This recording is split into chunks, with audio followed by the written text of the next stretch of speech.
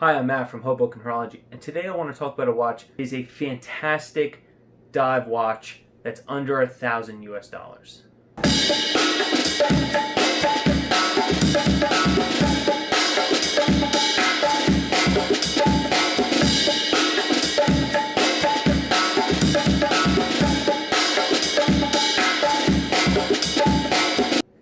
So today I want to talk about the Yema Superman. Now, please don't click off the video or anything like that. If you've never heard of Yema or you have some idea of it, I have to say personally, I'm completely blown away by the quality of this watch and what I received in the mail basically today for about $1,000 or under $1,000 this watch can be had. They have discount codes. You can email the company. They will give you one. Or at least that was my experience. This is in no way an advertisement or anything like that. They don't know I'm making this video. I'm in no way, they didn't give me a discount to make a video or anything like that. I don't do any type of sponsorship on this channel, as I'm sure you probably know if you've seen any of my other videos. None of my videos are sponsored. This is a vintage dive watch without any of the problems that a vintage dive watch will give you. I've owned and collected vintage Rolex 5-digit subs. I've owned vintage GMTs, and I've owned some vintage Omegas. And one common problem I have is either issues with accuracy or you need to service the movement. And this is basically a one-for-one creation of a vintage watch, but literally with no problems. It has everything that a vintage collector would want. It has a thin bracelet. It has a kind of that stamped clasp, very reminiscent of like an old Explorer 2, of an Explorer, of a the Submariners, the 5-digit Submariners. My 5-digit has this. It has the drilled lugs. It has very thin lugs. You can see this perfect, this like bubble sapphire on top, the bezel that overlaps the case, the solid case back. Omega did a recreation of the Seamaster, the Speedmaster, and the Railmaster, and they were as close as Omega could get it, but they still affixed those with modern bracelets. And I have to say, when you put this on, it feels like a vintage piece. This is 39 millimeters across. It is a vintage size. I honestly have never owned a Tag Heuer, but I love what they do with recreating their vintage pieces. I absolutely love it. A Monaco is like near the top of my list to own one. I just haven't gotten around to it. And the only problem I have with Tag Heuers is that they always increase the size. And this is a major drawback for me.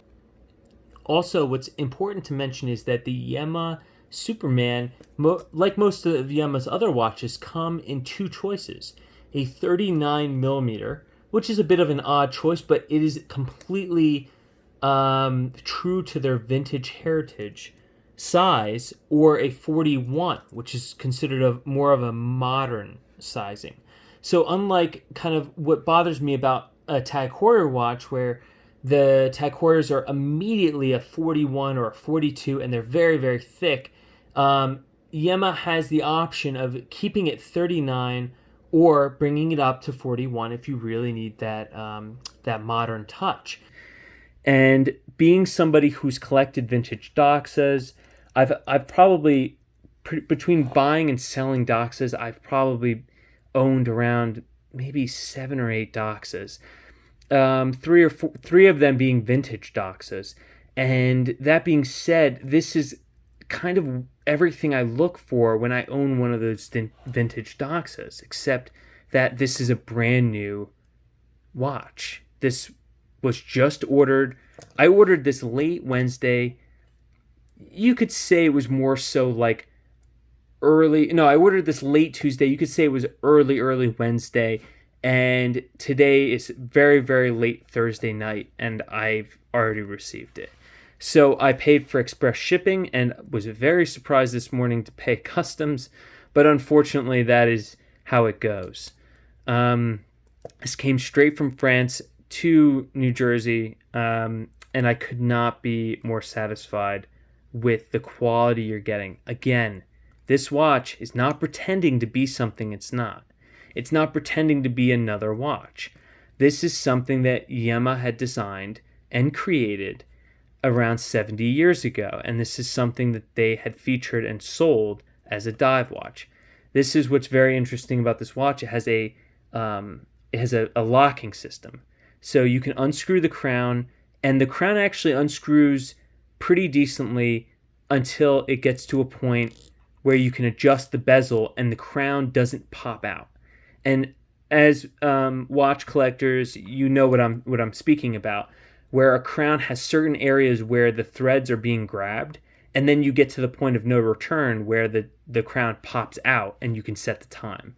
So this gets to a point where you can actually unscrew it a few turns, turn the bezel to a certain point where you'd want it, and then you turn the crown back in, it locks back in. It's very straightforward. But when you lock that crown in, this metal bracket stops the bezel. You know, I haven't really ever worked on watches before. I don't know as much as a watchmaker or anything like that. I'm not a horologist or anything like that, but I believe to remove this clip, all you would have to do is open the movement. You would have to I would actually run down the power reserve. So what you would do is you would slowly and carefully run down the reserve. I believe that's necessary, but I'm sure I'll be corrected in the comments. And then there is a latch or a lever that you would have to depress, and that would release the lock on the crown.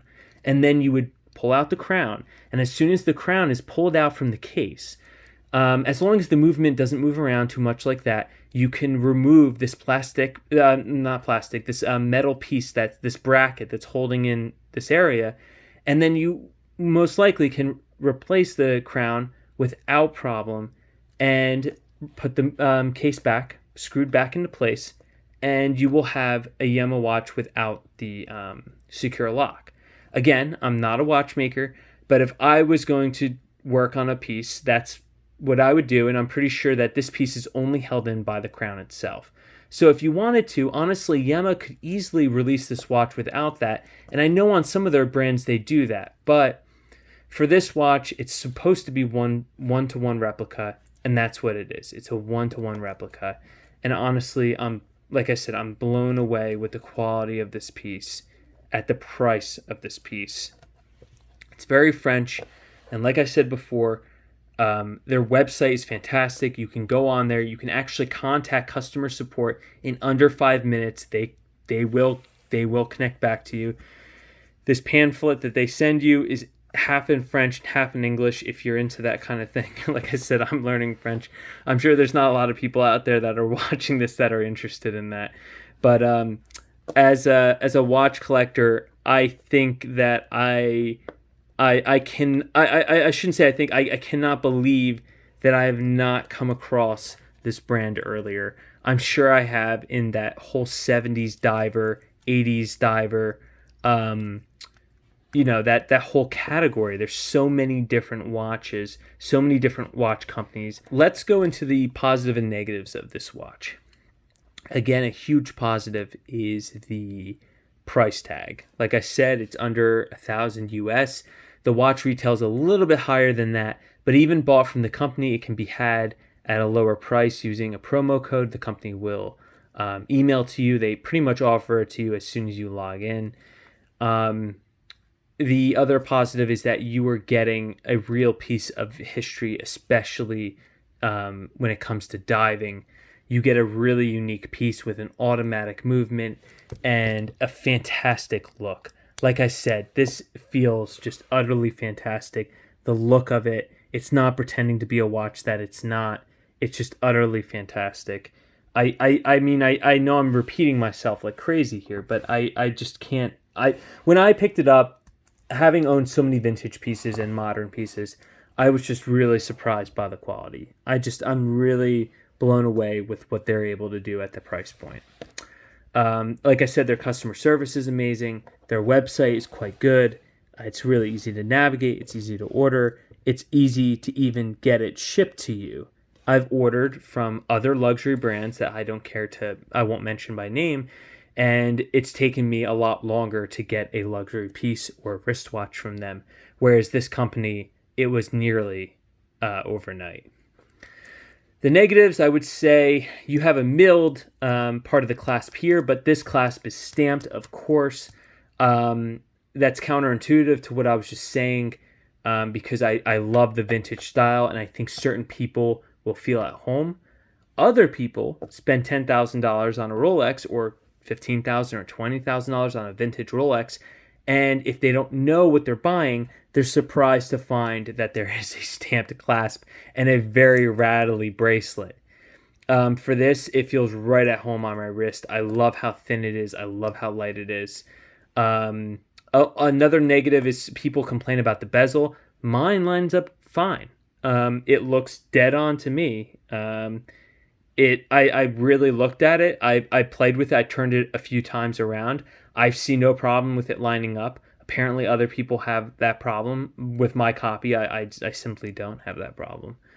Other negatives. The movement. Yeah, people can complain about the movement. Sure. At this price point, I don't really complain. Again, at this price point, I'm perfectly happy with what they have put in the watch. I have no problem at all.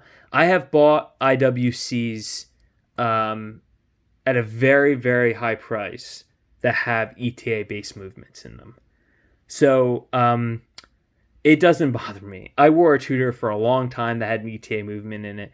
It doesn't bother me. It really doesn't. I have to say that. It's not something that's a concern for me. I have a new bracelet coming to replace this one. I ordered with the watch from a different company. I'm not going to go over it on this video because I'd like to make a video about it. But I have to say, now that I've actually worn the bracelet that it comes with, I don't think I'm going to replace it. Oh, another negative actually would be the... and there's another reviewer that reviewed the Superman, and when he said this, I really didn't give it much attention. I didn't know I didn't think what he was talking about really meant that much. But when you look at the watch now, right, it's about a little past 105. When you look at it, the minute hand is an arrow and the hour hand is very short. And believe it or not, I actually completely agree with that reviewer, having owned this watch, that it's a bit of an odd choice. The arrow should have actually been on the hour hand, not on the minute hand. And having owned it and having looked at the time a few times now, I can see why that other reviewer, I wish I remembered what the YouTube channel was, but if you look up Yema Superman, he's like, I'm probably one of only 5 other videos that reviewed this watch right now.